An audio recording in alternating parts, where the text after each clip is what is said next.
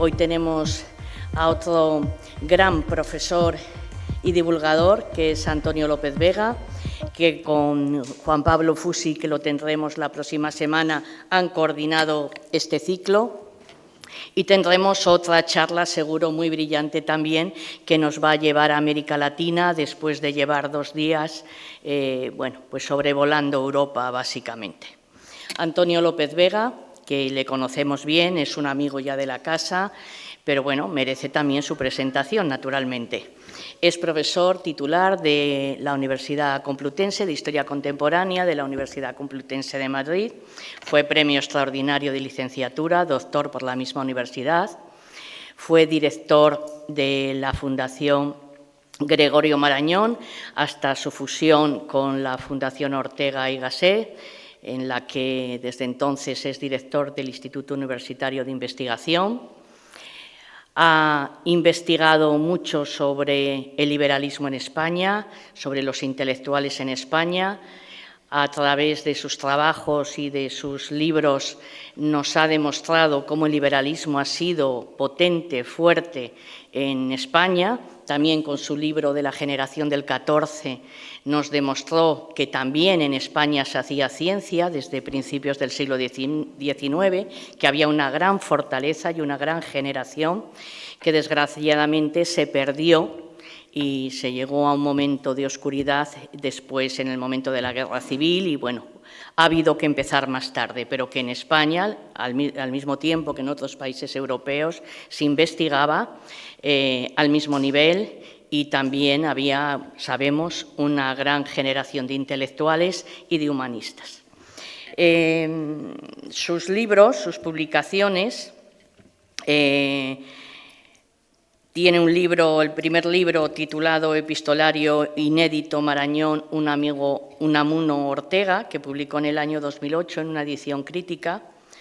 La biografía Gregorio Marañón, radiografía de un liberal, que publicó en el 2011, reconocido como el mejor libro del año por el Cultural del Mundo y que ha sido reeditado la semana pasada, creo, ¿no?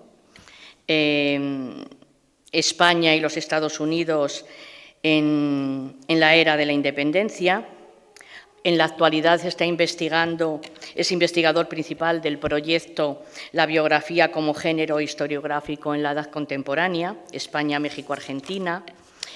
Su trayectoria investigadora ha sido reconocida con el Premio Julián Marías de Humanidades de la Comunidad de Madrid en la convocatoria del año 2012. Ha dirigido las exposiciones dos exposiciones en la Biblioteca Nacional, una sobre Gregorio Marañón, otras sobre la generación del 14, y escribe habitualmente en toda la prensa nacional, en todos los colores políticos: El País, El Mundo, ABC, El Imparcial, La Razón. Bueno, y es un divulgador brillante y seguro que vamos a pasar una tarde excelente.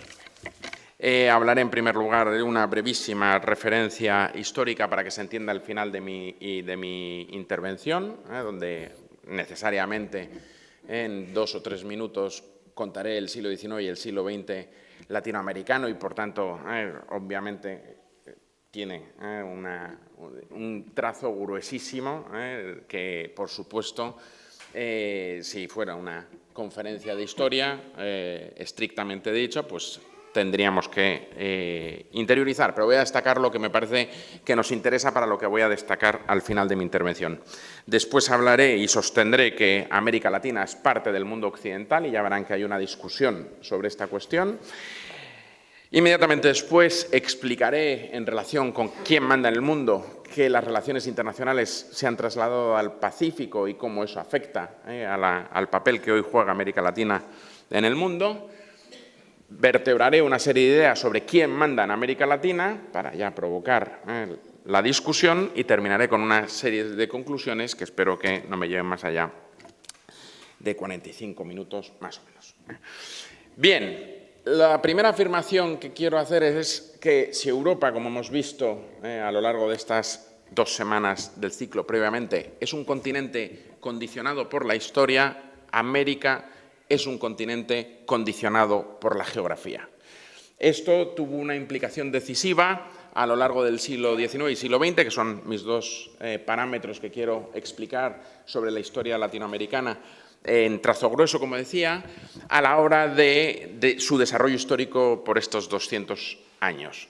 Voy a ir desde 1810-1825, que comienzan las independencias, como todos ustedes saben, hasta 1989, donde, digamos, propiamente comenzaremos nuestra reflexión de hoy.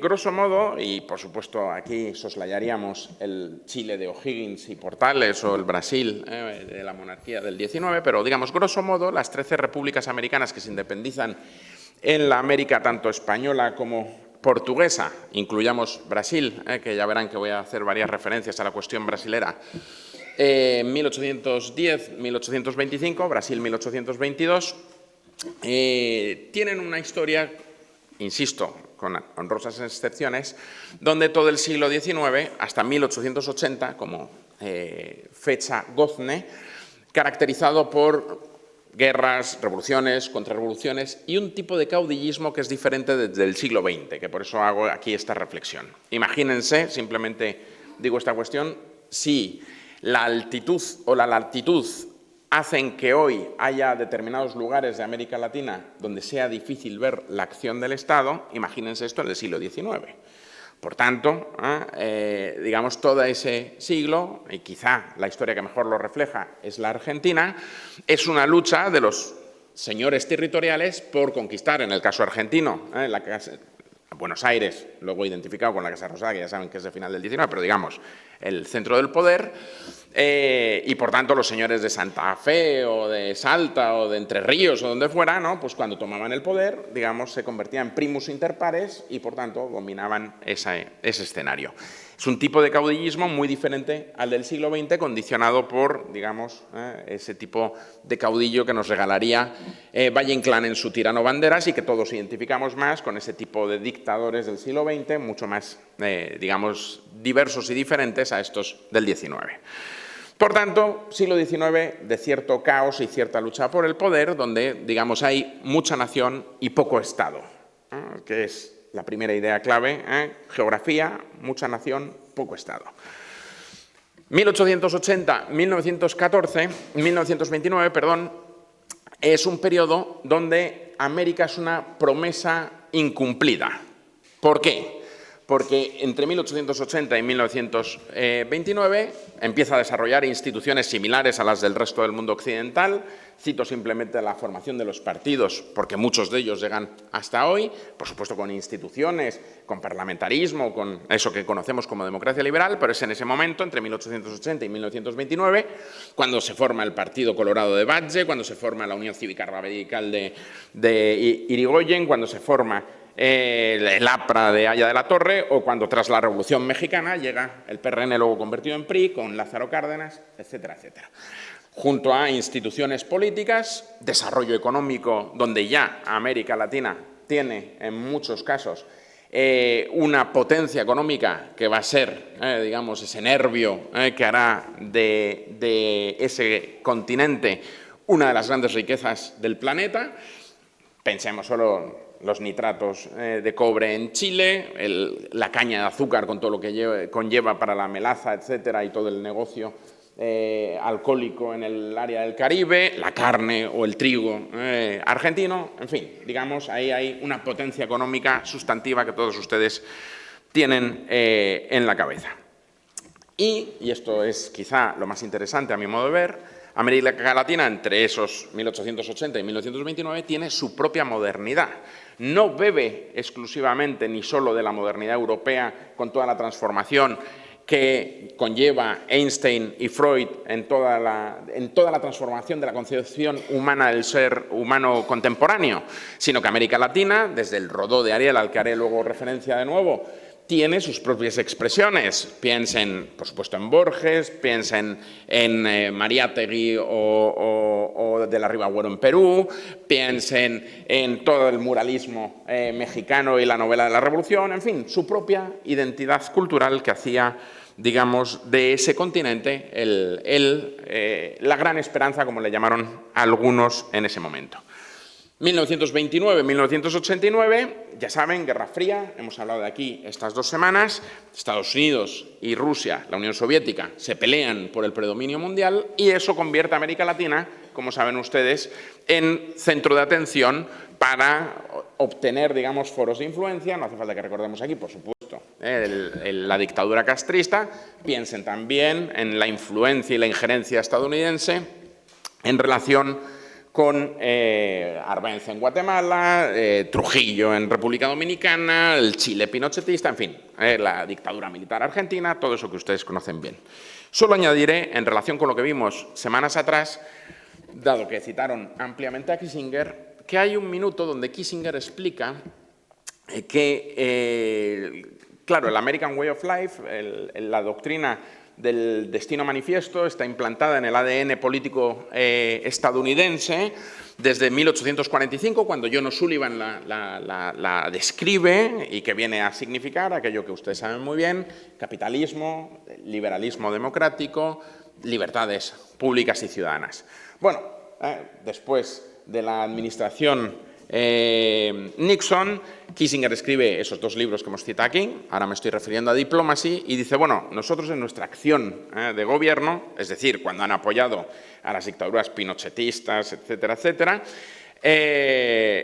teníamos claro una cuestión, y es que cuando chocaban los intereses económicos de los estadounidenses con esa idea del deber moral de pueblo elegido que debía extender por el mundo la democracia, la libertad y no sé qué, dice, primero los intereses de las compañías estadounidenses, que luego ya llegará la democracia. Y, por tanto, era el modo por el cual justificaban esa acción, ese apoyo a esos pronunciamientos, a esas dictaduras que han dejado algunas de las páginas más negras de la historia mundial en los últimos 100 años. O 95, dado que estamos en el 24. Segundo punto de mi intervención. América Latina es parte del mundo occidental. Ustedes dirán, vaya obviedad. Digo, bueno, o no. Esto viene a propósito, y ya entramos en la materia que hoy nos atañe, digamos, las relaciones internacionales en nuestro mundo, a que Samuel Huntington, que como recordarán, hace aquel primer artículo, luego libro, El choque de las civilizaciones, The Clash of Civilizations, ahí describe 9 civilizaciones y distingue a América Latina de la civilización occidental. Para él había 8 o 9 civilizaciones: la occidental, la islámica, la sínica, la hindú, ortodoxa, budista, japonesa, latinoamericana, y se preguntaba si había una civilización africana, porque ya saben que eso es un conglomerado de culturas, ¿no? Fíjense, para él Occidente es entonces la Unión Europea occidental, Estados Unidos y Canadá. No es Rusia, ni los Balcanes, ni el Cáucaso, y no es América Latina. ¿Cómo va a caracterizar la civilización occidental Huntington? Habla del legado de la tradición grecolatina, habla del Estado de Derecho como característica propia del mundo occidental, habla, recogiendo la tradición agustiniana, de la separación entre poder temporal y poder espiritual, habla de la caracterización del pluralismo político y, por tanto, de un sistema de partidos políticos más o menos homogéneo, y habla de la tradición cristiana, pero la circunscribe a la cuestión protestante y católica, saca a los ortodoxos de esta caracterización. Por tanto, y aquí es donde quiero llegar para discrepar con Huntington, cosa que no hago solo yo, sino ampliamente buena parte del mundo académico desde entonces, para él América Latina era hispanos y latinos, insisto, hispanos y latinos, y ahora hablaremos de qué quiere decir cada una de las dos cosas, la mayor amenaza a la integridad cultural de los Estados Unidos de América. ¿Qué son o qué es la cultura estadounidense para Huntington? Que ya saben, es el teórico de cabecera de Bush y el que describe luego el eje del mal después de los atentados en las Torres Gemelas y marca, digamos, la acción militar con los sendos fracasos en Afganistán y en Irak. Para él, la cultura estadounidense son los WASP, es decir, los blancos, anglosajones y protestantes.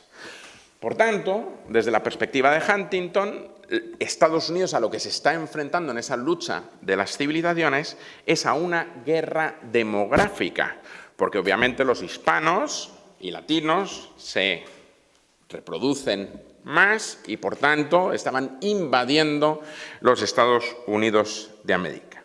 Y además, añade, no solo eso, sino que tienen aptitudes esencialistas, algo que a nosotros los historiadores nos da un poquito de... Huntington es politólogo, nosotros ya saben que huimos de las esencias de las naciones, para nosotros las naciones son lo que los ciudadanos de esas naciones son en esos momentos. Bueno, él atribuye ciertas características esenciales a los latinos y a los hispanos, que son otras muchas, pero para lo que aquí nos interesa, la importancia del pobre en la tradición, ya saben, en la tradición católica meridional, los pobres tienen un valor corredentor para salvar el alma, la pereza y la ausencia de ambición por ganar con el trabajo, la riqueza y se queda tan ancho.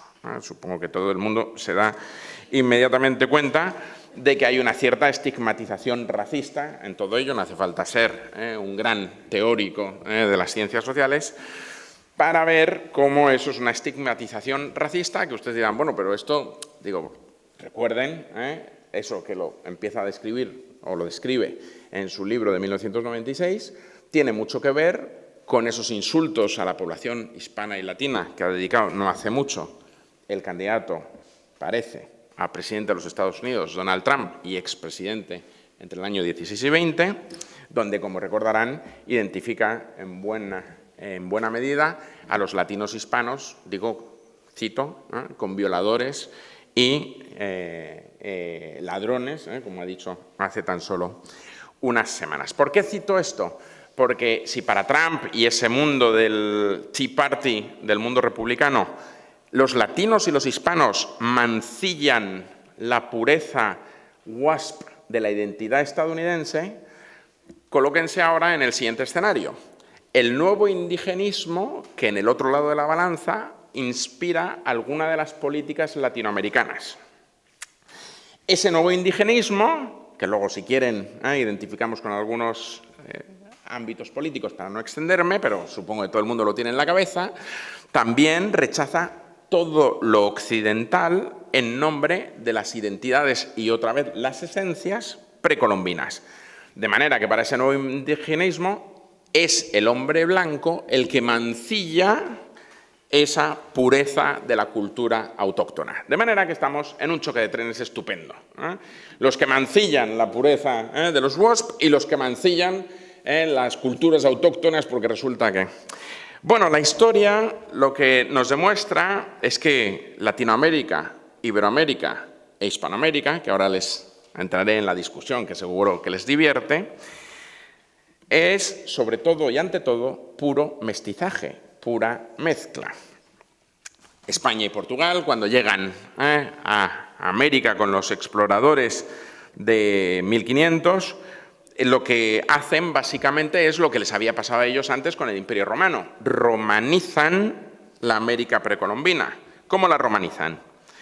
Con el derecho romano a los virreinatos, la romanizan con las costumbres romanas, ¿no? Digo que se hibridan con las autóctonas, que eran muy diferentes y terminan imponiéndose, como veremos enseguida, con la arquitectura romana, porque las vías de comunicación que empiezan a implantar en los virreinatos, por lo menos en los centros de poder, tienen mucho que ver con lo que, digamos, hacían a imagen y semejanza europea. Piensen también en el urbanismo, para desgracia, digamos, de los arqueólogos, cómo destruyen, ¿no?, el Templo Mayor, que también ha investigado Martos, y ponen encima la catedral en la Ciudad de México y, por tanto, destruyen toda esa riqueza autóctona. Pero piensen también en cómo implantan el arado romano, la agricultura romana, con los acueductos para permear y digamos, expandir eso. Y también, claro, la religión cristiana, muy fundamentalmente la religión romana, si quieren, porque ya saben que es desde el 313, con Constantino, pues se convierte en la religión del imperio y, por tanto, importan esa tradición. ¿Y qué más? Importan, atención, las lenguas romances, cuyo origen era el latín, y por tanto, con ese mestizaje también biológico, imponen una unidad lingüística en base, fundamentalmente, y quiero insistir en esto, a el español dirían allí, aquí ya saben que esto está regular visto, hablan del castellano, pero hablemos hoy, permítanmelo, del mundo en español y el portugués. Atención, el mundo en español y el portugués son casi 800 millones de personas en el planeta. Una de las grandes potencias en términos de relaciones internacionales hoy en el mundo. Fíjense, les voy a dar datos. Riqueza y diversidad lingüística, desde luego hay hoy en América Latina, que debe ser preservada como uno de los grandes patrimonios culturales de la humanidad. Pienso en Oaxaca, donde hay 19 lenguas y 19, digamos, comunidades culturales. Pienso en multitud de lugares tan bellísimos y tan ricos culturalmente de la América Latina, donde efectivamente hay lenguas maravillosas, unas 1000 quedan, o sea, y que por supuesto son patrimonio cultural que todos debemos contribuir a preservar y custodiar, pero fíjense, esas 1000 lenguas las hablan aproximadamente unos 50 millones de personas hoy sobre esos 800. Esto quiere decir, de media, por supuesto hay algunas lenguas que hablan más y otras menos, pero digamos, para lo que yo quiero traer aquí a colación hoy, que unas 50.000 personas hay por lengua. La diferencia es, digo para que vean cuánto debemos protegerlo, digamos como responsabilidad cultural, en Asia las minorías lingüísticas dan de media a 1,5 millones de personas por lengua. Y en África, que es un mosaico de lenguas, como saben, a unas 300.000 personas por lengua. Dicho de otra manera, hay un serio riesgo de pérdida de patrimonio cultural y, por tanto, todos debemos insistir en la importancia de conservar esa diversidad y ese patrimonio cultural, que es patrimonio de todos. De todos, digo, ahora que voy a emprender una batalla contra Donald Trump, de la raza humana, que solo hay una raza sobre el planeta, que es la del ser humano. Pero vuelvo a mi argumento, hay una evidente unidad lingüística. 550 millones de hispanoparlantes, unos 215 de lusoparlantes, por tanto 700 y pico millones en total. ¿Por qué América Latina, y no solo la América de habla hispánica o la Iberoamérica en relación con la tradición también lusoparlante? Bueno, esto es muy interesante porque, fíjense, esa idea de América Latina, digamos, canónicamente, aunque esto se está revisando en los últimos años, se atribuye ese paradigma nominativo a Chevalier, ¿no?, que es quien insiste en que América Latina es una identidad donde se aporta también la parte francesa sobre el continente, ¿no? Haití, en fin, ya saben. Datos simplemente a modo de fresco. Ya Bolívar habla de una unidad cultural indiscutible en las 13 colonias y habla de esa aspiración de unidad en Bolívar por arriba y ya saben, en San Martín por abajo. Pero a donde quiero llegar, a mediados del siglo XIX, en los 50, ya hay intelectuales dominicanos, colombianos y chilenos que hablan de esa América Latina. Hablan de esa idea de unidad latinoamericana. Esto es importante porque va a ser un poquito más tarde cuando, digamos, se articule ese discurso latinoamericano ¿contra qué? Primero, contra el expansionismo francés, con nuestras amigas franceses, 1864-1867, Napoleón III y su ambición con Maximiliano sobre México, pero luego también el expansionismo estadounidense después de la guerra con nosotros en 1898 y por tanto Estados Unidos empieza... Llamo la atención sobre lo siguiente, fíjense, se levanta América Latina como concepto ¿frente a quién? Frente a los fundamentos de su propia libertad, que habían sido los inspiradores, las revoluciones atlánticas, la francesa y la estadounidense, apenas 50, 70 años antes. Por tanto, esto es muy interesante, porque generalmente sobrevolamos sobre el siglo XIX y en esto tiene una importancia radical, porque primero insertan esa idea con la doctrina Monroe de América para los americanos, que no quiere decir fuera la injerencia estadounidense o fuera la injerencia imperialista, sino que quiere decir es dejen a las naciones americanas, latinoamericanas, construir su propio futuro. No hay injerencia europea. Claro, 50 años después, 1860, 1890, digamos, ese discurso se levanta contra la aspiración de Napoleón III y contra la aspiración de Estados Unidos, que habían sido los inspiradores de esas independencias desde el punto de vista intelectual en el entresiglos del XVIII y el XIX. Aquí simplemente cito, y vuelvo, a cómo eso se convierte en una lucha entre esa identidad cultural latinoamericana que, digamos, para el siglo XX y comienzos del XXI empezaría en una disputa maravillosa con los intelectuales latinoamericanos a partir de 1900 con el Ariel de Rodó, y que llega hasta hoy. A estos efectos, dado que ya he estado aquí, en algún momento, gracias a la labor de la Delegación de Cultura de este Ayuntamiento, simplemente recuerdo el estupendo libro de Carlos Granés, Delirio Americano, donde entreteje toda esa discusión donde la identidad latinoamericana se levanta, eso sí, ya es siglo XX, frente a, digamos, dice el gran caribán anglosajón que quiere imponernos. Por tanto, fíjense la tensión centrífuga entre una y otra realidad. Tercer punto. La realidad latinoamericana hoy, y en relación con ello, cómo se vuelcan las relaciones internacionales hacia el Pacífico. Hoy sabemos que el eje de las relaciones internacionales se han trasladado del Atlántico al Pacífico. Claro, esto tiene muchísima importancia, porque fíjense que en América Latina tenemos, por un lado, mucha nación y poco Estado, tenemos mucho populismo frente a lo exterior, segunda característica. Por cierto, paréntesis, ahora uno lee muchas veces en la prensa que es que América Latina es el pasto del populismo con todos estos líderes que más o menos he citado al inicio de mi intervención. El populismo es una invención europea. Son los fascismos y el comunismo europeo el que expande ese modo de hacer, como diría Ortega, de dirigir las masas. Pero fíjense, volviendo a esta idea de América Latina en este nuevo escenario internacional, tenemos, por un lado, que los flujos económicos en América Latina, y por eso citaba lo de los populismos frente a lo exterior, no son ni muchísimo menos tan relevantes como en el resto del planeta. Lo cifro, el 22% de las transacciones en América Latina son con otras naciones latinoamericanas.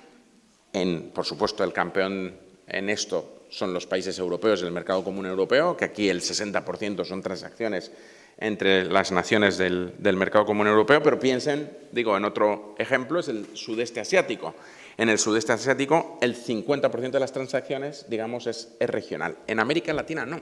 En América Latina, las naciones latinoamericanas económicamente viven de espaldas hoy.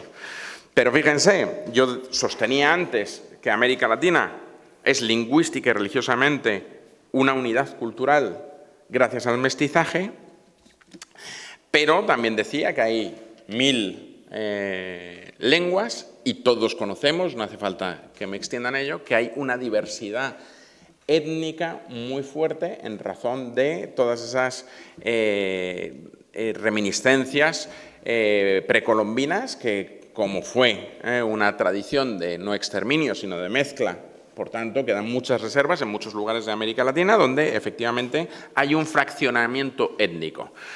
Para lo que aquí nos interesa, insisto, que hay que preservar, custodiar y amparar como una de las grandes riquezas culturales del planeta. Pero para las relaciones internacionales, en realidad, eso, y vuelvo a lo que sostenía Mira sobre que el poder es lo que es demográficamente poco relevante. Fíjense, el Banco Mundial habla de que hay más o menos unos 400 minorías étnicas en América Latina, que representan más o menos el 10% de su población. El 90% de ese 10% se distribuye tan solo en 5 países y solo en 4 alcanzan el 20%. Es decir, las minorías étnicas son, digamos, más o menos sustantivas en Bolivia, Guatemala, Perú y Ecuador. En el resto son literalmente piezas de museo que tenemos que preservar, amparar y, digamos, fomentar como una de las grandes patrimonios de nuestro mundo. En relación con la realidad latinoamericana, fíjense la otra gran vertiente, la realidad afroamericana, cuya identidad cultural ha quedado sesgada por la esclavitud, porque no es fruto, digamos, en ese sentido del respeto, como la esclavitud fue terrorífica. Ya saben que España es el segundo, mejor dicho, el penúltimo país en abolir la esclavitud en la historia, 1886. Les doy los datos. Después de la masacre de la esclavitud, el 30% de la población latinoamericana tiene orígenes, digamos, afroamericanos en el sentido más vinculado a la esclavitud hoy. 50% de la población en Brasil, 20% de la población en Colombia, 10% de la población en Venezuela. Y de ahí para abajo. Claro, las relaciones internacionales se han trasladado al Pacífico y yo recuerdo aquí aquella frase que me han oído más de una vez vertebrar de Ortega y Gasset, digo que así justifico también todo mi trabajo previo en relación a Ortega y Marañón, pero esta frase creo que es especialmente feliz para lo que estamos viendo hoy aquí. Toda realidad que se ignora prepara su venganza. ¿Cuál es la realidad? Que efectivamente la política internacional se ha ido al Pacífico. Claro, nosotros la estamos mirando desde el eurocentrismo, que es una expresión puramente del siglo XIX. En realidad, el eurocentrismo dejó de ser cabal ya en 1919, después de la Primera Guerra Mundial. Desde luego, China, no hace falta que entremos en detalles con esto, tiene una importancia capital en la economía mundial. Piensen en la deuda pública que tiene en sus manos, por supuesto, Estados Unidos y, por supuesto, de la inmensa mayoría de los países del mundo, incluidos los latinoamericanos, o piensen el papel que tiene, y vuelvo a Latinoamérica, China en la Alianza del Pacífico, que ya saben que es un eje que recorre todos los países del Pacífico en relación con su proyección exterior, que es México, Colombia, Perú y Chile, ¿no?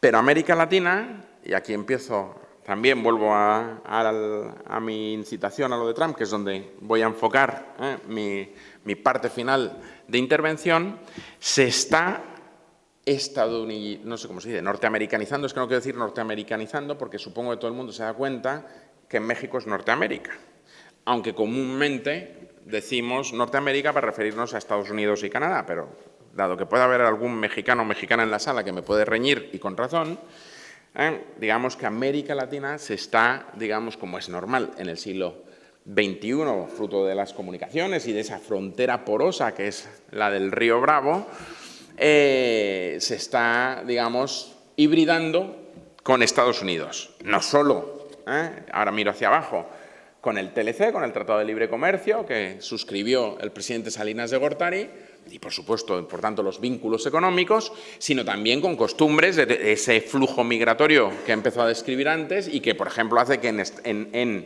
digo, por algo que habrán visto todos ustedes en la maravillosa película de Coco, como, digamos, esas tradiciones antiguas, en este caso mexicanas, se están hibridando con tradiciones como puede ser el Halloween protestante estadounidense y, por tanto, vean ahí cómo, digamos, eso viene.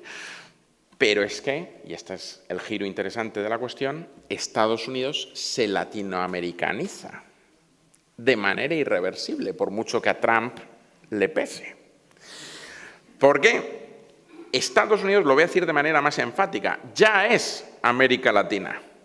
La minoría mayoritaria de Estados Unidos es latina y es hispana, por eso en las elecciones ya están, si votaran todos juntos, y esta es otra discusión, a un candidato, ese candidato gana.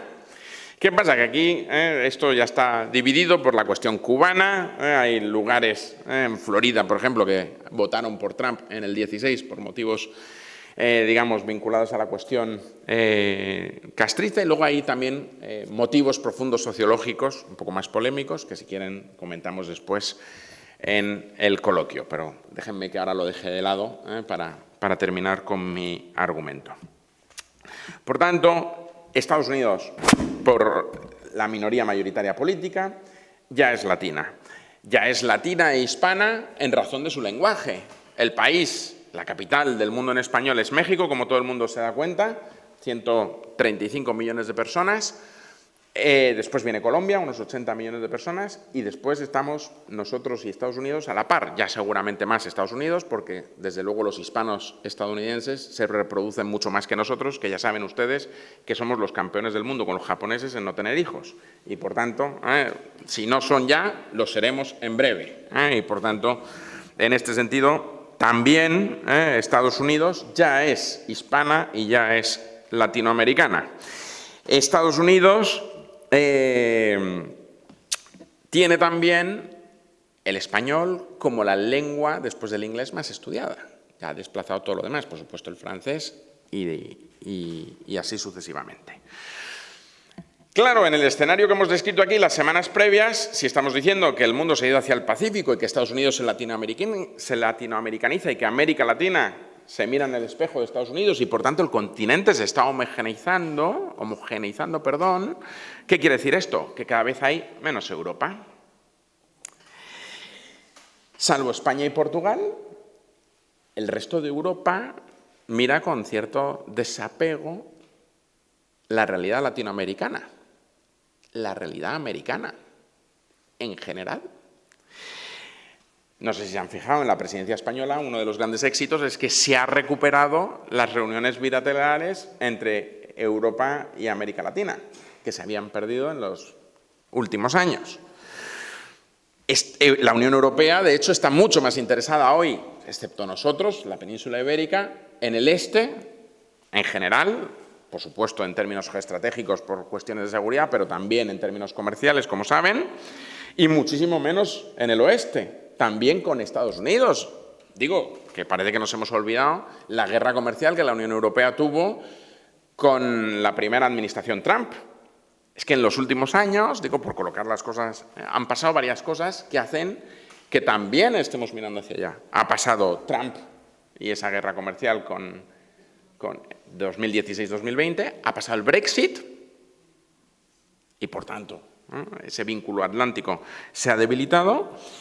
Y parece que llegará Trump 2, que eso puede tener unas consecuencias para esto tremendo. Pero, sensu contrario, la realidad es que América, y ahora me refiero de norte a sur, es ya una mezcla anglo-hispana, porque hoy las fronteras porosas y las nuevas comunicaciones hacen que cada vez, como digo, se homogeneice más el espectro cultural con todo tipo de mezclas. La división entre América del Norte y América del Centro y del Sur simplemente se difumina.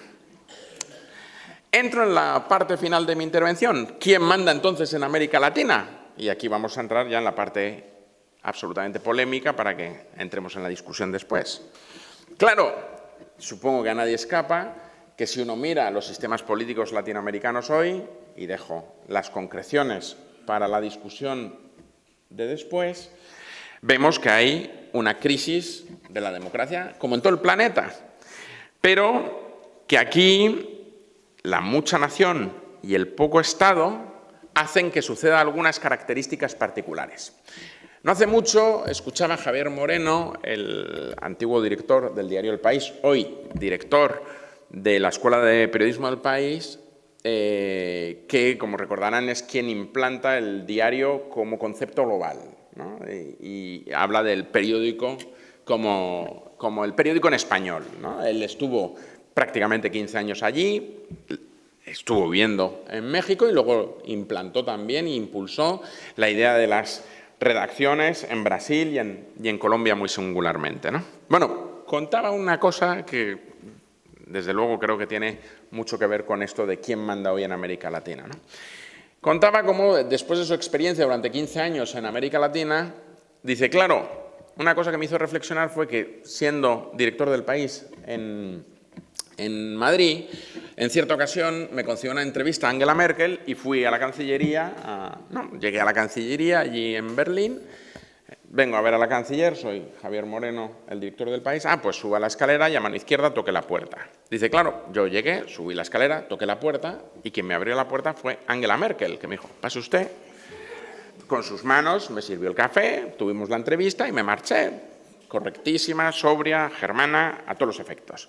Dice, claro, en ese momento no me llamó la atención. Luego me acordé mucho de esa anécdota cuando asistí a tomas de posesión de presidentes latinoamericanos o a entrevistas y la cantidad de horas que esperé en la antesala de los presidentes. Y la pompa con que, digamos, la política latinoamericana viste el presidencialismo. Y él decía, y creo que tiene razón, que claro, en América Latina hay un hiperpresidencialismo por la ausencia de Estado. Es decir, tienen que revestir de toda esa parafernalia en todo el poder, porque si no, ¿cuál es la imagen del Estado? Que no existe en muchos lugares de esas naciones.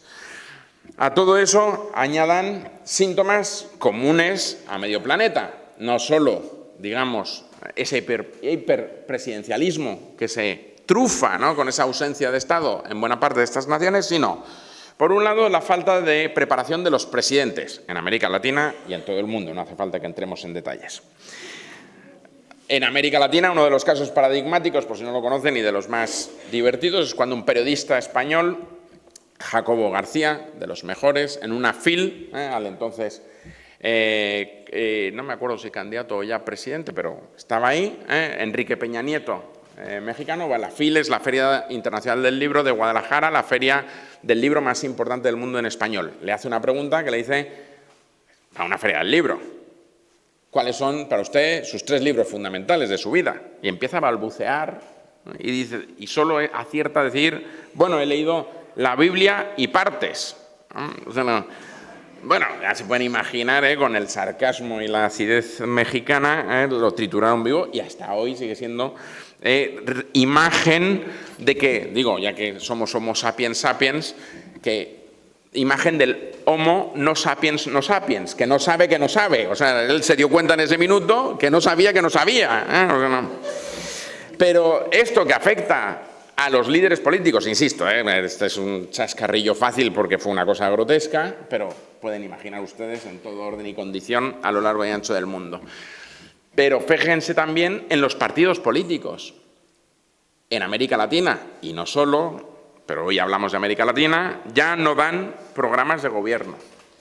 Ya no establecen centros de pensamiento como antes, donde proyectan las ideologías y nutren de sustento ideológico a sus líderes, que ya saben que estamos en la era de la posverdad. Tuvimos aquí a Vallespín hace un par de ciclos que explicó esto estupendamente bien y supongo lo tienen sobradamente en su cabeza y, por tanto, no funcionan ni tan siquiera como estructuras de poder político en América Latina.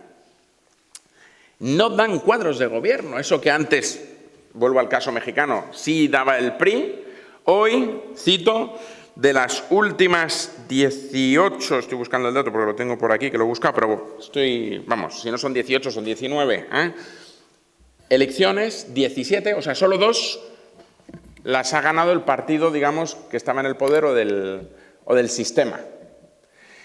Y hecho bien con el O, del sistema en Uruguay, el Partido Nacional, y el que estaba en el poder, Bukele, hace unos días.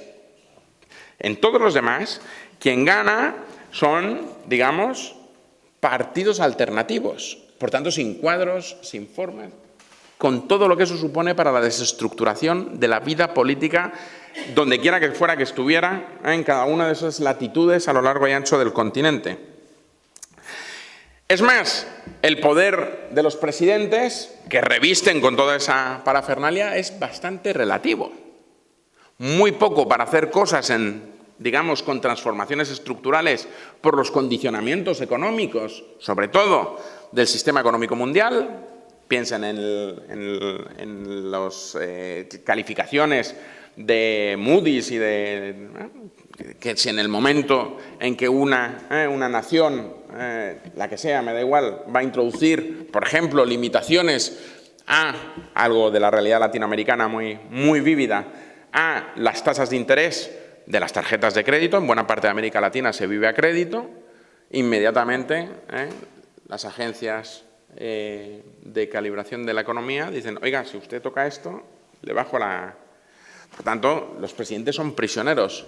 Pero es que también son muy prisioneros y pueden hacer muy poco para cambiar esas cosas del sistema, digamos, económico mundial, pero es que también pueden hacer mucho por esa falta de preparación o, digamos, subirse al carro de algo que supongo que todo el mundo se da cuenta, en el amplio sentido del término, que inunda buena parte de la realidad latinoamericana, que es la corrupción. Claro, simplemente citaré lo menos, digamos, dramático y ahora hablaré de la violencia. El acarreamiento de votos. En muchísimos países latinoamericanos, los votos en las elecciones se compran y se llevan. Como dirían en República Dominicana, a cambio del pica-pica. Que yo dije, ¿cómo el pica-pica? Dice, sí, te dan de comer, te dan tal, y 300 pesos y tú vas y votas al... Literal. No digo porque hay elecciones ahora en mayo en República Dominicana. Claro, piensen, por tanto, y ahora citaré, digo que no piensen que esto es un mal solo latinoamericano, aquello que Costa denunciaba en relación con la España de comienzos del siglo XX, la oligarquía y el caciquismo. Claro, en España eso se superó afortunadamente después de la transición y la modernización económica y digamos, nuestra incorporación a la Unión Europea. Pero en América Latina, en muchos lugares, esas oligarquías siguen funcionando. Dicho de otra manera, en muy pocos espacios de sociabilidad uno se puede encontrar con la gente que manda realmente en esas sociedades. Y tú vas a determinados restaurantes o a determinados lugares y ahí está. Y ahí esa frase de Antonio Maura maravillosa, que en un momento dado, en el año 1910-12, dice, en España somos 6.000. Se refería a que en España la gente que mandaba eran 6.000 y están más o menos ubicados en Madrid. Bueno, esto que ya afortunadamente no es así, aunque haya gente que piensa que España es Madrid, todos ustedes saben que España es mucho más que Madrid. En América Latina hay muchísimos países, cito ahora Perú, donde, digamos, el núcleo de poder se reúnen en muy pocos espacios, está muy concentrado en muy pocas manos. Y cito Perú por la crisis constitucional que vive desde 2016 con los sucesos que conocen, encarcelamientos y suicidios de Alan García y de los otros expresidentes desde la dictadura fujimorista. Hablo de la seguridad, por supuesto no solo física, también jurídica. Hay datos donde nos dicen cómo en no pocos países latinoamericanos el 90% de los delitos quedan impunes. Claro, fíjense ustedes la riqueza que tiene América Latina, que aun habiendo una ausencia de seguridad jurídica, las empresas, las españolas de las primeras, siguen yendo y extrayendo toda esa riqueza. La potencia, la promesa, como le hemos puesto a esta conferencia de título, la promesa que supone América Latina para todos, que es mi conclusión final, es radical en el sentido de raíz, nunca mejor dicho. Corrupción que además se hibrida, como sabemos tristemente, y ahora me referiré a Ecuador, con el crimen organizado. Todos teníamos más o menos ubicado el, digamos, influjo del crimen organizado y el narcotráfico muy especialmente, desde luego con Colombia y todo el proceso vinculado a Pablo Escobar, los cárteles de Medellín y Cali, o México en relación con el cártel Jalisco Nueva Generación y el cártel de Sinaloa, pero piensen dos datos. Uno, el mayor productor de cocaína del mundo no es ni Colombia ni México, es Perú. Digo, que no sé si lo tenían en la cabeza. Dos, Ecuador, hasta esta crisis con el presidente Noboa, era de los países más seguros. Lo que ha sucedido en estos últimos meses y ya también ha influido a otro país altamente estable desde un punto de vista político, como Chile, es que esa hibridación entre narcotráfico, corrupción y poder político ha estallado. ¿Dónde se visibiliza mejor que en ningún sitio esa corrupción y esa vinculación con el crimen organizado? En la policía.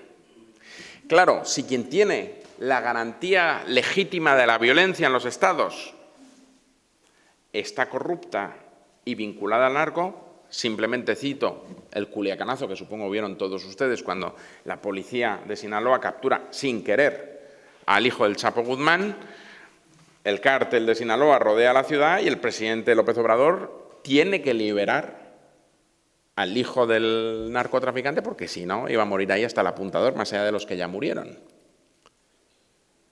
Claro, ¿en qué minuto eres prisionero del crimen organizado hasta para cuando lo has detenido tienes que liberarlo? Ha habido, vuelvo al caso mexicano, cuerpos de policía enteros cuya corrupción se ha destapado y se ha saneado en la medida de lo posible. Pienso en la policía de Acapulco, que hace unos años se sustituyó entera por el ejército. Claro. ¿Y qué pasa si el ejército tiene vínculos con el narcotráfico? ¿Quién controla al ejército? Y aquí doy dos datos. No solo, por supuesto, este último de que cómo el presidente López Obrador ha puesto buena parte de las infraestructuras básicas del Estado en manos del ejército mexicano, sino, por ejemplo, en la historia brasileña, que les anuncié antes que iba a decir algo, que ya saben que tuvo una dictadura militar hasta mediados de los 80. Ahí, después, si revisan los consejos de ministros desde la presidencia Cardoso en adelante, por supuesto, el ministro hasta la Dilma de Defensa siempre fue militar y a Dilma le torció el brazo después el militar al civil. Y el punto y final es la ascensión al poder de Bolsonaro, que saben que es capitán del ejército, y luego el golpe, amago de golpe fracasado, cuando Lula gana esta última vez, con el poder que tiene el ejército en Brasil, que he visto desde el salón de casa en la Europa, digamos, continental, podía parecer que eso no iba a ir a ningún lado, pero no estaba tan claro. Porque los presidentes están muy limitados en su acción real. Termino con mis conclusiones. Y luego, si quieren, hablamos de Bukele, que esa es otra historia. La pobreza en el mundo se ha reducido. Les voy a dar los datos del Banco Mundial. En 1820, cuando estamos en plenas independencias, el 79% de la población mundial vivía con menos de $1,50, que es lo que marca el límite de la pobreza extrema. Por supuesto, en las equivalencias propias de los cambios que requieren este tipo de mediciones. En 2018 habíamos bajado del 79% al 9%. Digamos, en términos históricos, la pobreza ha disminuido radicalmente en el mundo en los últimos 200 años. Sin embargo, en América Latina, la desigualdad se ha multiplicado. Es el lugar más desigual del mundo. Los ricos son muchísimo más ricos y los pobres son muchísimo más pobres. Hay países como México donde el 60% de la población vive por debajo del umbral de la pobreza extrema. Claro, con una naturaleza, y vuelvo a mi afirmación inicial, donde América Latina está condicionada por la geografía. Últimamente estoy visitando la historia dominicana y hay un minuto donde no pueden con la, digamos, con la población indígena en el siglo XIX dominicano, porque literalmente pueden comer y entonces, mientras los vigilan en las plantaciones de caña de azúcar, pues muy bien, pero cuando se marchan, se tumban allí y comen porque hay comida, por la riqueza del suelo.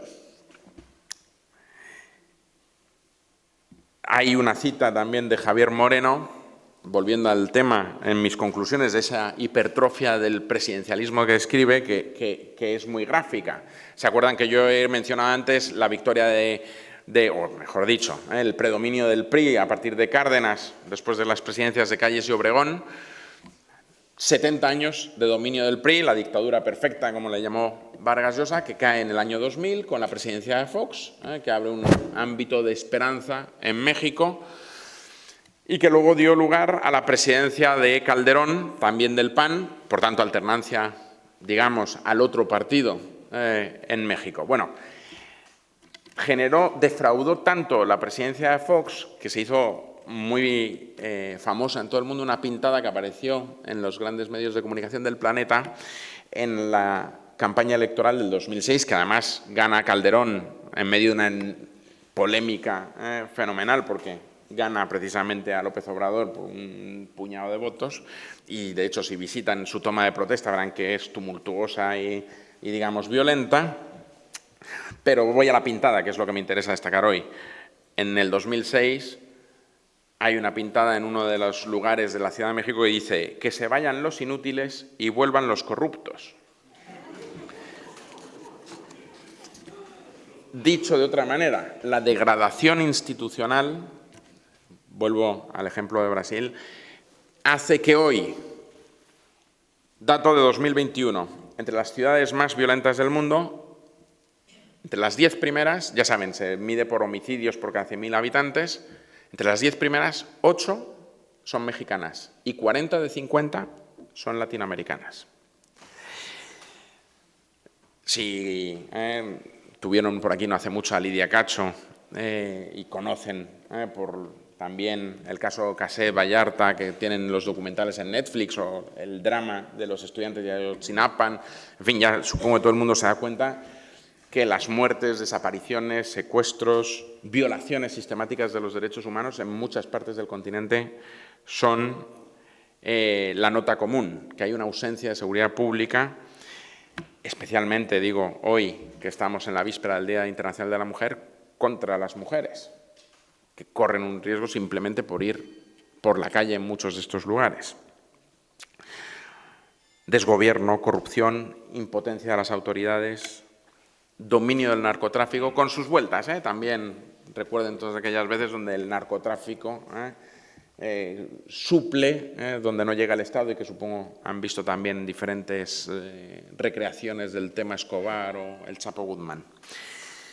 Pero ¿por qué estoy, digamos, ahora sacando la peor cara de la realidad latinoamericana? Porque la conclusión a la que yo quería llegar hoy aquí es que, muy especialmente para España, pero España como eje con Europa, cuando digo España es España y Portugal, el futuro tiene que ser latinoamericano, porque el mundo ha oscilado hacia el Pacífico y a nosotros nos pilla muy lejos. A todo el mundo le estorba Europa, le estorba Trump, le estorba Putin, a China no. Por tanto, y cierro el círculo con lo que, por eso citaba lo de Huntington, más nos vale que el eje de la civilización occidental no sea solo América, como quiere Trump, ¿no? Hacer América como continente, obviar a Europa y volcarse hacia el Pacífico, sino que esa América Latina ensimismada, doliente. El COVID-19, les doy una cita, América Latina tiene el 8% en marzo del 20, el 8% de la población mundial, allí se producen el 30% de las víctimas del mundo.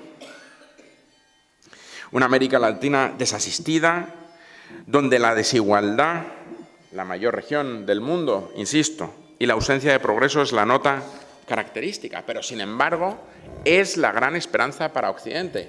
Dos datos. Frente al cambio climático, el 25% de la masa forestal del mundo está en América Latina. El 30% de las reservas de agua natural, de agua dulce, América Latina. Ya saben, el oro azul. Dicho de otra manera, ¿América Latina tendrá violencia y desigualdad o tendrá democracia? ¿Tendrá justicia social y seguridad o no tendrá democracia? Y en eso nos va a todos mucho más que estrictamente América Latina. Esta es mi conclusión. Muchas gracias.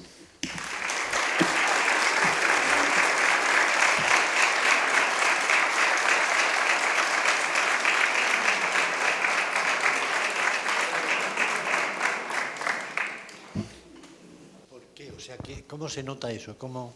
Bueno, se nota. Quiero decir, la influencia, por ejemplo, de China allí o de Rusia. ¿O por qué? Bueno, se notan muchas cosas, ¿no? Los indicadores económicos son muy evidentes. No voy a citar lo obvio en relación con lo que todos ustedes pueden imaginar de China y Japón y demás, sino piensen, por ejemplo, en estas grandes ciudades chinas, que son como pequeños Silicon Valleys, ¿no? Que supongo han visto, que marcan esa pulsión. Pero en lo económico entiendo que todo el mundo más o menos lo tiene claro. Voy a algo, digo, ya que he puesto en valor lo peor, la peor cara de América Latina, voy a poner en valor la mejor. Esa pulsión pacífica se ve, por ejemplo, en el ámbito cultural. He citado, así como de refilón, la Feria Internacional del Libro es la feria del libro más importante del mundo en español y la segunda del mundo detrás de la de Frankfurt. Piensen en la pulsión del cine latinoamericano. Te recuerdo en cierta ocasión cuando Guillermo del Toro gana los Oscar por La sombra... ¿Cómo se llamaba la película? La sombra del agua, ¿no? La sombra del... La forma del agua, gracias. Gana un montón de Oscar en aquella... En ese minuto eran tantos Oscar casi como España durante toda su historia. Si tú sumabas el de Belle Époque, Amenábar, Almodóvar, ¿no? La pulsión que tiene desde el punto de vista cultural es realmente... y si han paseado por la zona pacífica, no hablo solo del Atlántico, que por supuesto, no digo, del Caribe y todo lo que supone como espacio cultural, digo, vamos al lado de allá, ¿no? Todo el tema de los espóndilus en toda la costa del Pacífico o por supuesto, el cine y toda la realidad cultural peruana. Piensen en la gastronomía.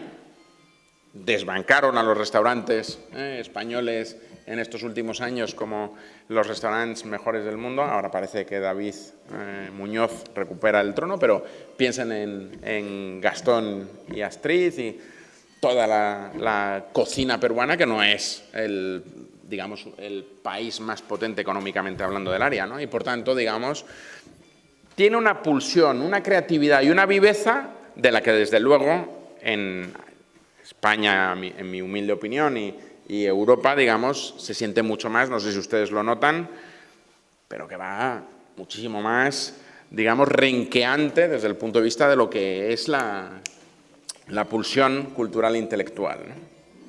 Digo, más allá de lo económico. Señor López, don Antonio, primero muchísimas gracias por la disertación tan agradable con la que hemos disfrutado todos, me imagino. Y una pregunta, ¿quién manda el mundo? Yo, en el futuro, pienso que los que van a mandar en el mundo es China. Lo que pasa que, lamentablemente, al estar sometido a una dictadura, pues no pueden, pero el momento que entre la democracia, porque no nos olvidemos que China tiene muchísimo petróleo, muchísimas minas de oro, de platino y muchísima mano de obra incansable. Y entonces la riqueza es patente, tan solo le hace falta un buen jefe de Estado, como en tantos países sudamericanos, porque Sudamérica es riquísima. Pero no, gracias. No, gracias a usted. Bueno, China.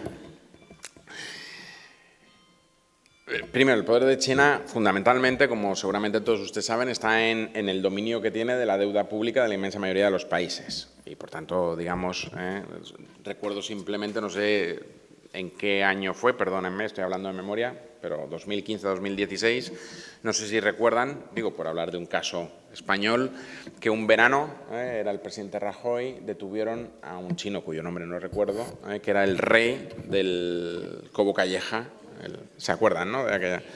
Bueno, no sé si ustedes saben el final de la historia, pero ese señor que lo iba a procesar la Audiencia Nacional, lo metieron en un avión y lo mandaron para China en un fin de semana de agosto. O sea, nadie supo nunca por qué en ese minuto. Quiero decir, hay un minuto donde China tiene capacidad para llamar al país que sea y decir, vamos a ver. Y vuelvo, y ahora termino con cito esto porque vuelvo a eso que para nosotros es muy molesto y muy horrible de hablar, pero que tiene una importancia radical en lo que es el poder real, el tema militar.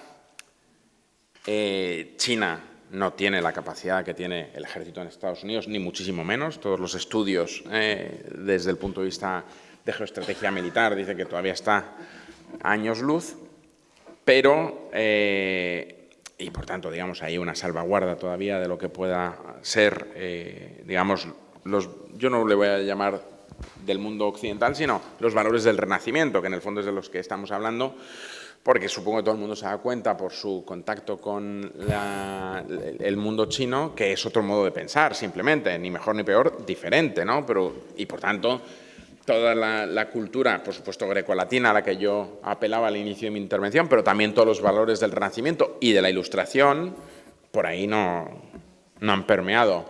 Y por eso lo que es una dictadura en términos occidentales tiene toda una serie de correlatos en la propia idiosincrasia china que no se ajustan exactamente a lo que nosotros pensamos aquí. Y por tanto, esto es lo de siempre, ¿no? Hay que ponerse en el lugar del otro y en esas realidades.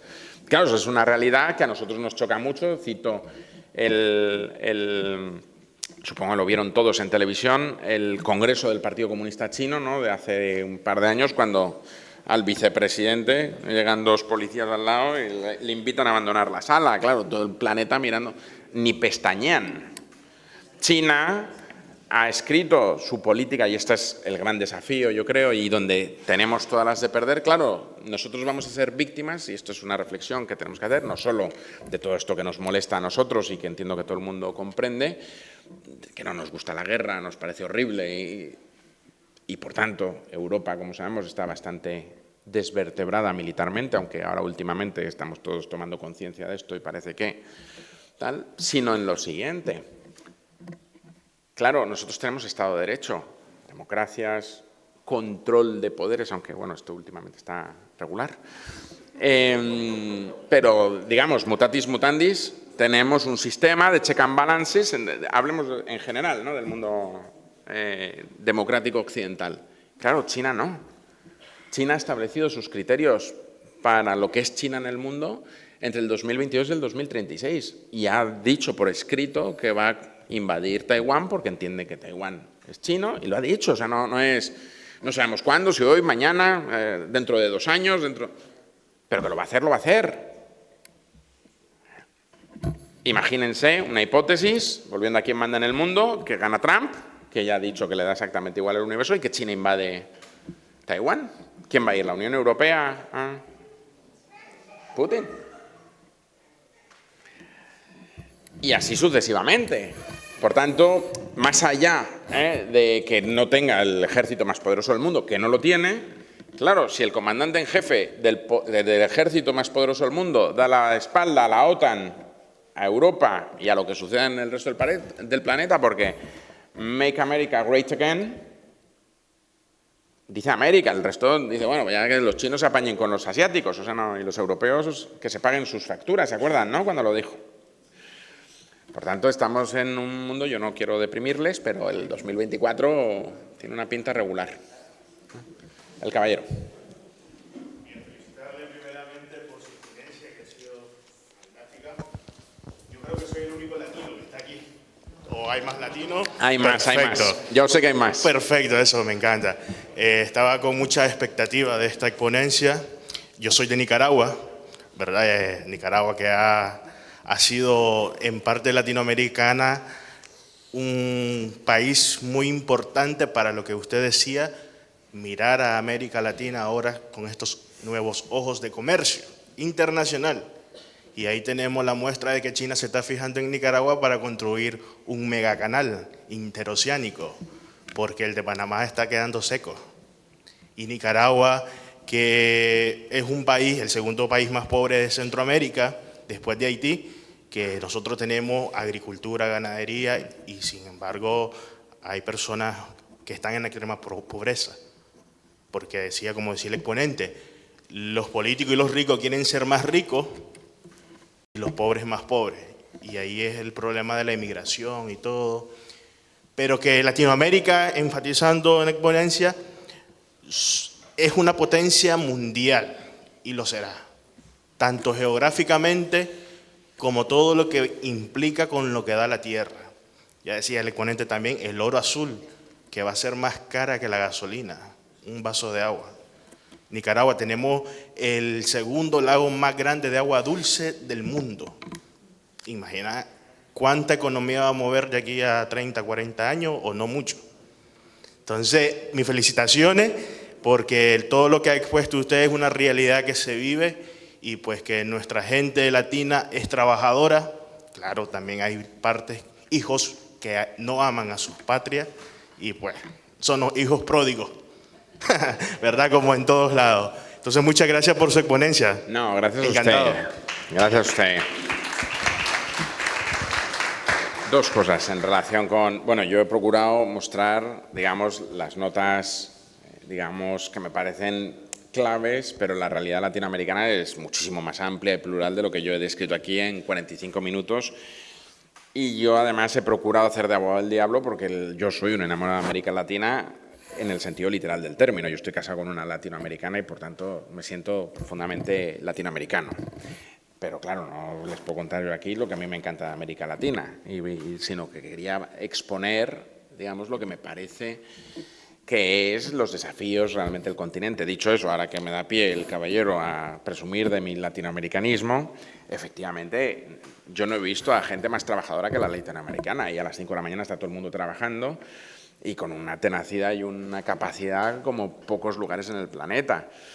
Por tanto, efectivamente, el estereotipo ese que corrió durante buena parte de esa literatura, los españoles lo entendemos muy bien porque también lo sufrimos en relación con las naciones nórdicas durante buena parte de nuestra historia, y eso que llamamos leyenda negra lo hemos sufrido nosotros, y por tanto en eso no tiene duda alguna, ¿no? Fíjate, destacabas dos cosas, no solo la importancia geoestratégica de Nicaragua, que desde luego yo vuelvo a la cultura, el modernismo, una corriente mundial, la crea un nicaragüense, y por tanto todos somos deudores de don Rubén, exacto, y por tanto, fíjense, hoy, ya saben,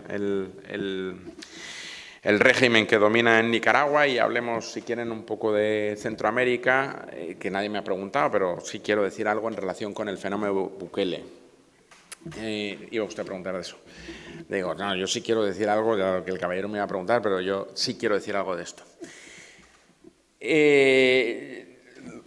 Entiendo, me corrigen los latinoamericanos en la sala, pero yo que me parece, digamos, un horror, como se pueden imaginar, todo lo que representa Bukele en términos de pensamiento político y, digamos, atentado contra la tradición política occidental. Dicho esto, lo comprendo perfectamente.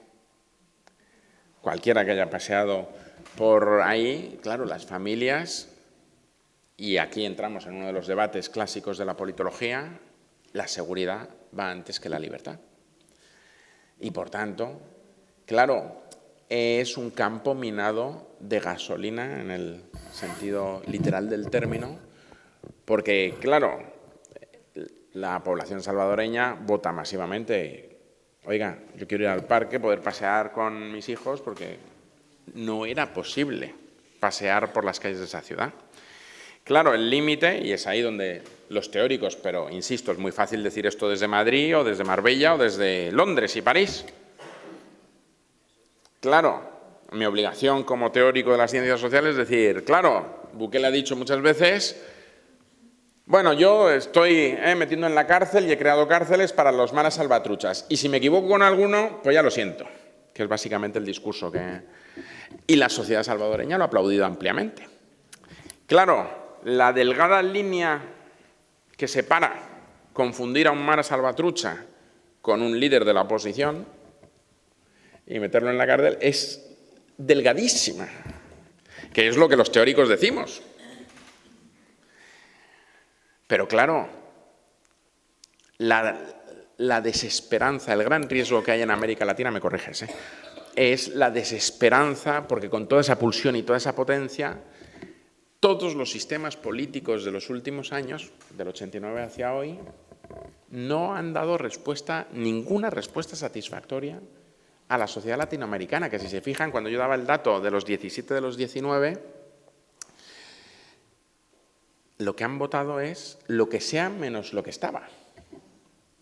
Y lo que sea son los Bolsonaros, los Bukeles, los Boric, lo que sea. Porque la desesperanza es tal que cuando uno está hablando del futuro de sus hijos y de sus nietos, y ojo, Y retomo con mi última afirmación. No piensen que esos son problemas de México que va ahora a las elecciones o de El Salvador. Son problemas de todos nosotros. Es necio pensar que eso está muy lejos. Porque que le vaya mal a América Latina y esté en manos del crimen organizado, de quien sea, tiene una repercusión directa, desde luego en España y en Portugal, pero en todas las opciones que podamos tener como civilización occidental en los próximos años en relación con lo que preguntaba el señor antes. Por tanto, no es un problema de esos países, es un problema de todos nosotros, sin lugar a dudas. Porque en un mundo globalizado como en el que estamos, eso nos va la vida y la libertad a todos en ello. No sé si usted quería... Primero me ha gustado oír al nicaragüense. Conozco Nicaragua, Managua, etcétera, pero me ha gustado lo bien que ha expuesto lo que iba a exponer. Y es que me he acordado de nuestra presidenta del Parlamento y me dio vergüenza el otro día escucharla. Este señor habla, igual que todos de Latinoamérica, maravillosamente bien. No es posible que mandemos a la presidenta de nuestro Parlamento a que aprenda un poquito, a exponer las cosas, a hablar, a exponer lo que quiera, si da lo mismo, ya está en el Parlamento, pero es que da vergüenza. No te da vergüenza, es que estás hablando de... Estos señores son para aplaudirles, hablan maravillosamente bien. Yo he estado mucho en Latinoamérica, en América, y es que me dio vergüenza el otro día.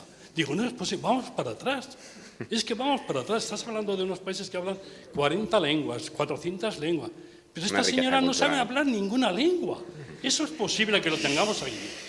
En fin. Bueno, yo no haré ningún descalificativo de ningún... Sí diré algo. Sí diré algo. Sí es evidente, creo que esto lo podemos compartir todos, el deterioro del cuidado del lenguaje que estamos viendo en amplias capas de nuestra sociedad. Esto tiene mucho que ver con las leyes de educación. Es una catástrofe que tengamos 8 leyes de educación en los últimos 40 años. No hay manera humana de crear generaciones competentes en el sentido idiomático también, con tal dislate desde el punto de vista de las políticas educativas. Por tanto, ahí las responsabilidades creo que están compartidas por todos, más allá del desacierto de quien quiera que sea el líder político que se pronuncie. Sí voy a decir algo también del español. El español, supongo que todo el mundo se da cuenta que es un gran valor económico. El español, los que ceceamos, somos menos del 5% de los que hablan en español en el mundo.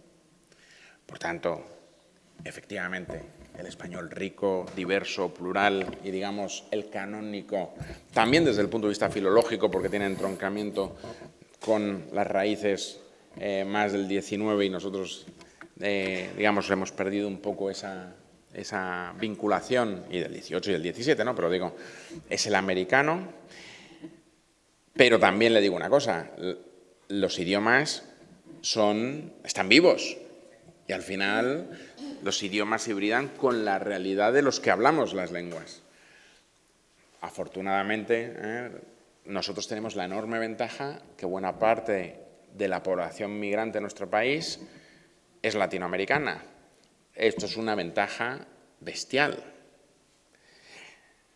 Supongo que todo el mundo se da cuenta que migrantes somos todos. Piensen en ustedes mismos. O sea, aquí de Marbella, Pablo y alguno más. No, ni siquiera, ¿no? Ni siquiera. Pero todo el mundo es migrante. Todos somos migrantes. Claro, la enorme ventaja que tenemos los que compartimos una lengua y compartimos esa tradición grecolatina a la que me refería y toda su evolución es sencillamente sensacional, ¿no? Más allá de que efectivamente luego las redes, en fin, esa ya es otra conferencia y otra discusión, pero insisto, conservemos, preservemos y tratemos de expresarnos de la mejor manera posible porque es parte de nuestro acervo. El caballero, aquí el señor.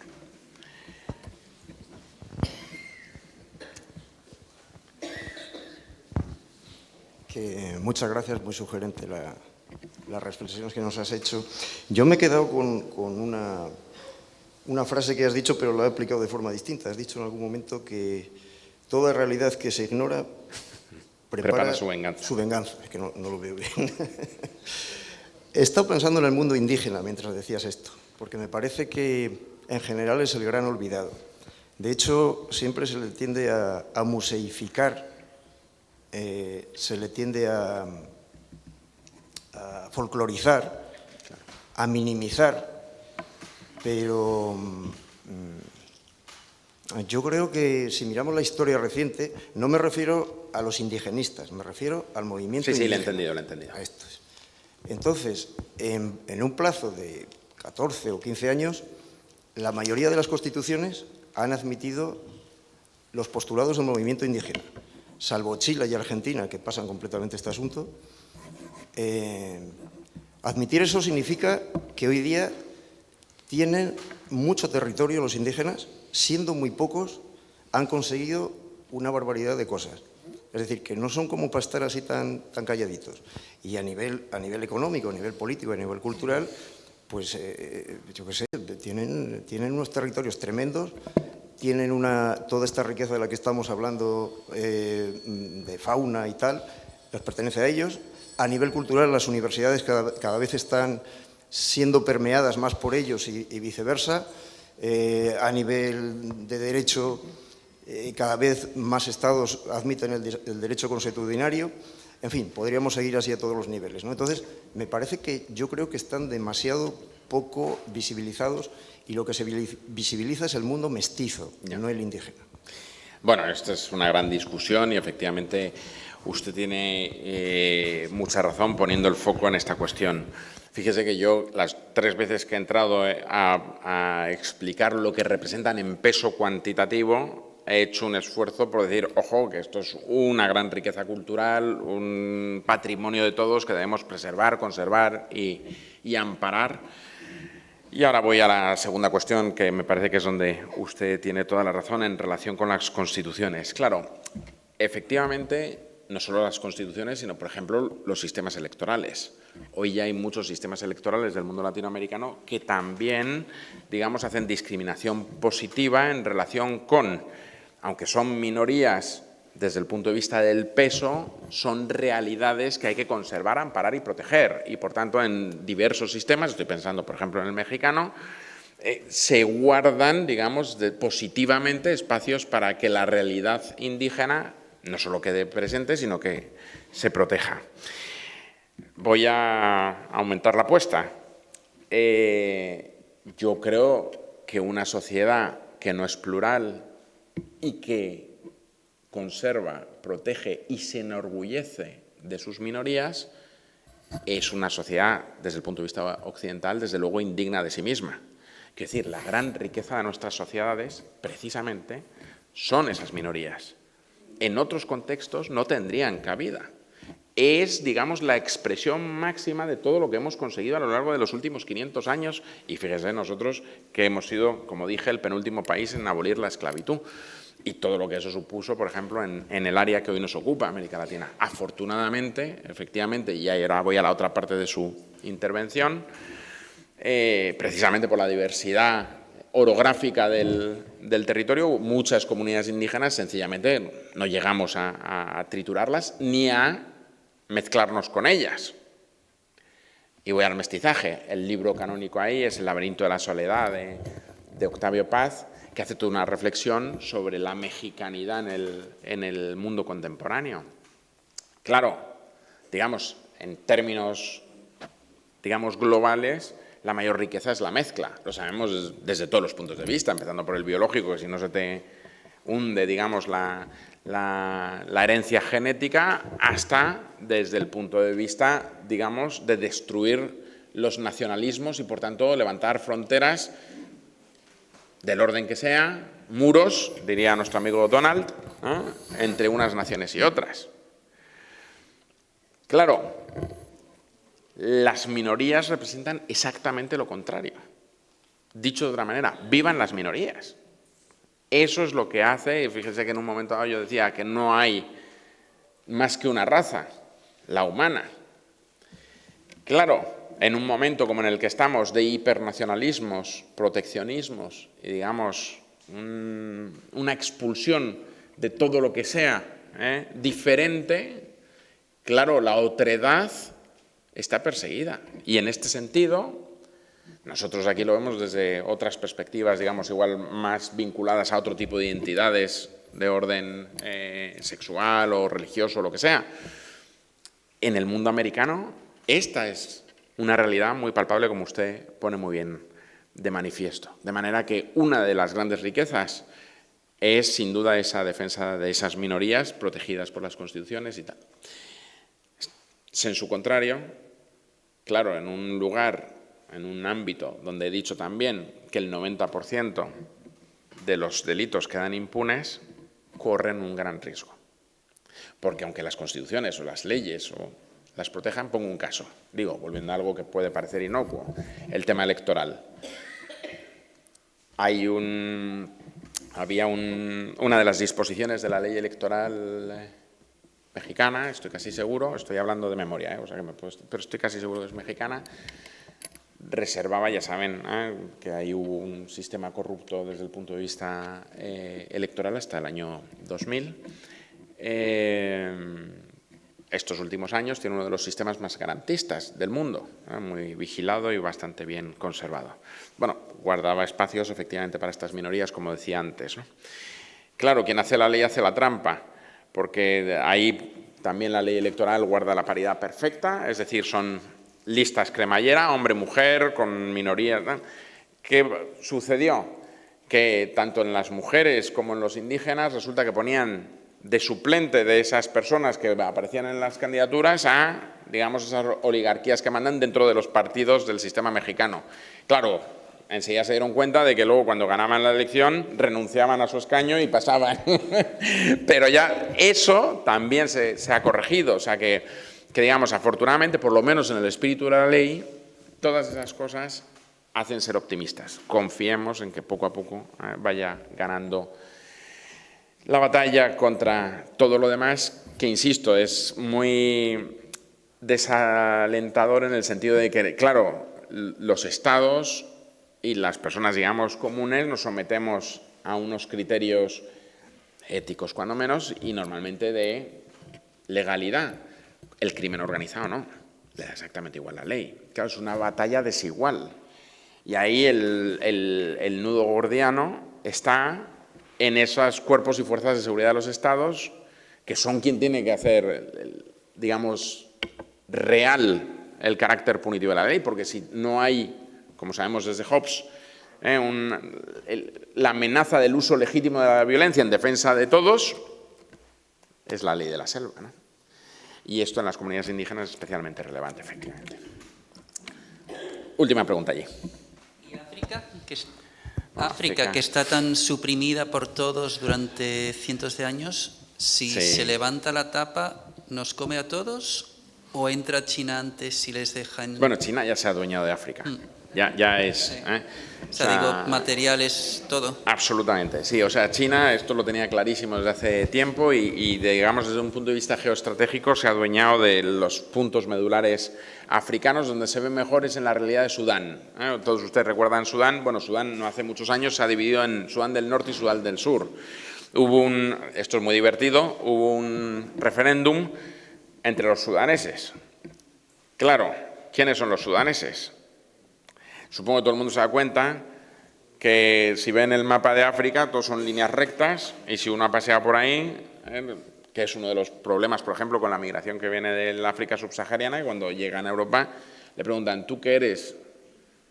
No dice soy mauritano, como decía hoy la prensa, no, dice soy hutu, soy tutsi, soy lo que sea, son realidades tribales.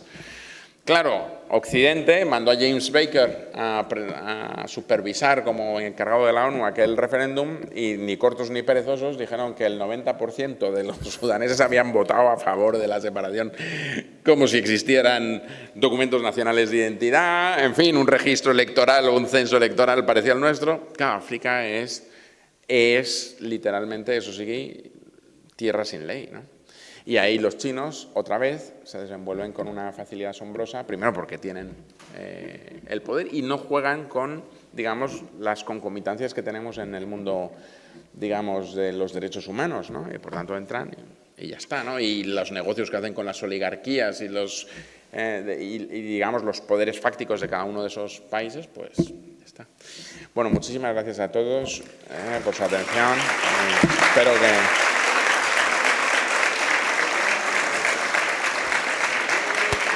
Sí, el próximo jueves tendremos aquí a Juan Pablo Fusi clausurando el ciclo y, por tanto, no se lo pierdan porque va a hacer un balance de lo que ha pasado en el mundo del 89 hasta hoy que les va a divertir.